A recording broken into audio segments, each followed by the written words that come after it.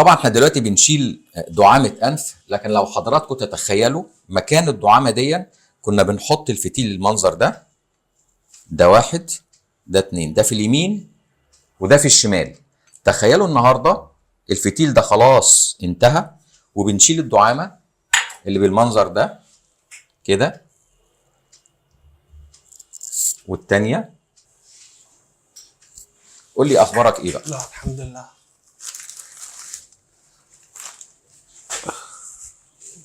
شفت الفرق؟ خد نفس الاول. هو اي فرق؟ ها؟ هو اي فرق كلش؟ واي فرق؟